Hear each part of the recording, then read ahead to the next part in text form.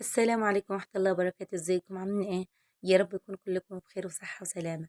كمية اللحمة الجميلة اللي انتوا شايفينها ديت من حاجة جميلة جدا جدا، البورسعيدية بيحبوها. زي ما انتوا شايفين كده، ما تفرقهاش بين الجمبري. اول حاجة اللي راح اقشرها الجميلة، سايبها لكم مفاجأة. مفاجأة جميلة جدا. كمية لحمة جميلة راح اطلعها منيها، او جميلة جدا يا جماعة، في الكبيبة، في الكفتة. البورسعيدية بيعرفوها وكل ناس بحر بتعرفها. ما عندنا الجمبري غلي. الطريقة ديت اللي أنا راح أعملها لك طريقة جميلة جدا، راح تنفع معاكي كفتة أو كبيبة. اللهم صل وسلم على سيدنا محمد وبارك عليه. أنا طبعا معايا الشكال ده يا جماعة، البورسعيدية بيعرفوه.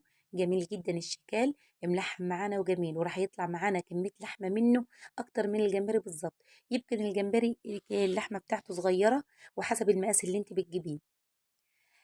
كفتة الشكال أو الكبيبة بتاعة الشكال جميلة جدا وما تفرقاش من كفتة الجمبري. أنا جايبة هنا 3 كيلو، غسلتهم حلو في المصفى زي ما انتوا شايفين كده وسبتهم يتصفوا. بعد كده راح أجيب كيس، يعني كيس أبيض ويكون نظيف، ونروح حطهم في كيس ونروح حطهم في التلاجة لمدة يوم. طبعا احنا عارفين دلوقتي الشكال لسه جاي من البحر، بيبقى طري معانا، اللحمة بتاعته طرية، ما تقدرش تقشريه، والقشرة بتاعته تبقى تخينة، تقدرش تقشريه لغاية ما تحطيه في التلاجة. وبعد ما حطيته في التلاجة أنا بجيب بالشوية كده، عشان هو لسه مجمد معانا، بحط بالشوية عشان يفك شوية معايا. بعد كده زي ما انتوا شايفين كده جمد معانا يا جماعة. القشرة من فوق بقيت طرية، ما بقيش ناشفة قوي بالشوك. وبعد كده نروح ماسكاه زي ما انتوا شايفين كده، مقشراه، اطلع منها اللحمة الجميلة ديت زي ما انتوا شايفينها كده. اهم حاجه من نتيجه قشريه، تقشريه بالمقص، تقصيه من الحواش وتقص الديل وتقص الراس. وبعد كده تروح سحبها من فوق او من تحت، حسب ما اللحمه تطلع من معاكي يعني.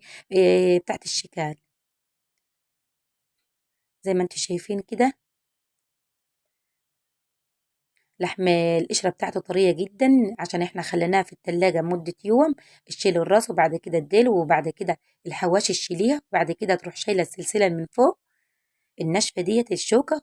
مبطرخ معانا الشكال وجميل جدا، ولحمته تقشيره جميل جدا يا جماعة. بس أهم حاجة تخلي المقص معاكي، وتقصي زي ما قلت لك الراس، وتقصي الديل والحواشي، وتاخديها من فوق وتسحبيها. طريقته جميلة جدا، بس انت امشي على خطواتي وانت راح تقشري الشكال بكمية كبيرة قوي، ما تتعبيش منها. الطريقة دي جميلة جدا، منها تاخدي الشكال كده تشطفيه تحت الحنفية وتحطيه في التلاجة لمدة يوم. بتبقى معاكي القشرة دبلانة كده، ومش ناشفة ومش بالشوك. ما شاء الله راح تعملك بيبة جميلة جدا في رمضان، أو كفتة راح تعجبك. أقشر الشكال وخلصه كله بإذن الله عشان أطولش الفيديو عليكم، وارجع لكم تاني. وقشرنا الشكال زي ما انتوا شايفين كده. كمية اللحمة اللي طلعها الشكال ما شاء الله عليها بجد. وزي ما انتوا شايفين كده، أنا جبت مية من الحنفية عادي، وجبت نص ليمونة وعصرتها في المية. هاخد الشكال بتاعي اللي أنا قشرته وأحطه في المية بالليمون، أو مدة دقيقة واحدة بس يضيع كل الزفارة بتاعة الشكال. عشان خلي بالكم الشكال من النوع اللي عامل زي السمك، إنها حاجات بحرية يعني كده، وريحتها تبقى زي السمك. أخليه مدة دقيقة، وبعد كده نروح شطفاه بمية حلوة تحت الحنفية. وخلاص على كده زي ما انتوا شايفين كده، عشان ما يبقاش فيه زفارة ولا فيه أي حاجة. خلي بالكم ما تخليش الشكال يطول كتير في المية، عشان خاطر ده لحمته دايبة شوية مش زي الجمبري. وبعد ما خليتها دقيقة في المية، رحت جبت مصفى فتحتها ضيقة، وراح أصفيه.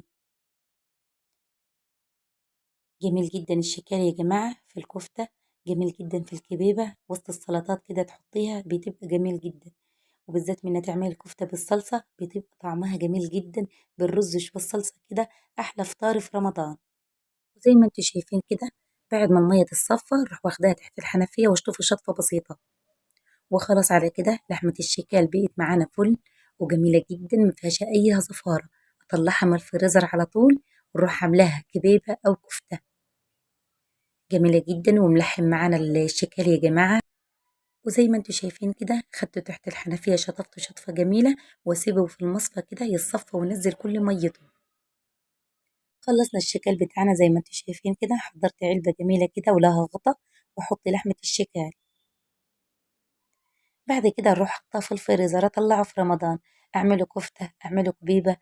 عشان اطولش الفيديو عليكم، انا راح احطه في الفريزر، وفي رمضان باذن الله نطلعوه ونعملوه كفتة او كبيبة باذن الله قدامكم. طريقة الشكال جميلة جدا وسهلة. اخواتي وحبايبي اللي بيشوفوني من بورسعيد، لو لقيت الشكال قدامك قومي بسرعة جيبي 3 كيلو 2 كيلو وامشي على خطواتي، وانت ما راح تلاقيش اسهل من تقشير الشكال. ويا رب يكون عجبكم الصنف بتاعنا. ولو اول مرة تشوفي قناتي ما تبخليش عليا في اللايك والاشتراك، واشوفكم في فيديو تاني باذن الله، والسلام عليكم ورحمة الله وبركاته.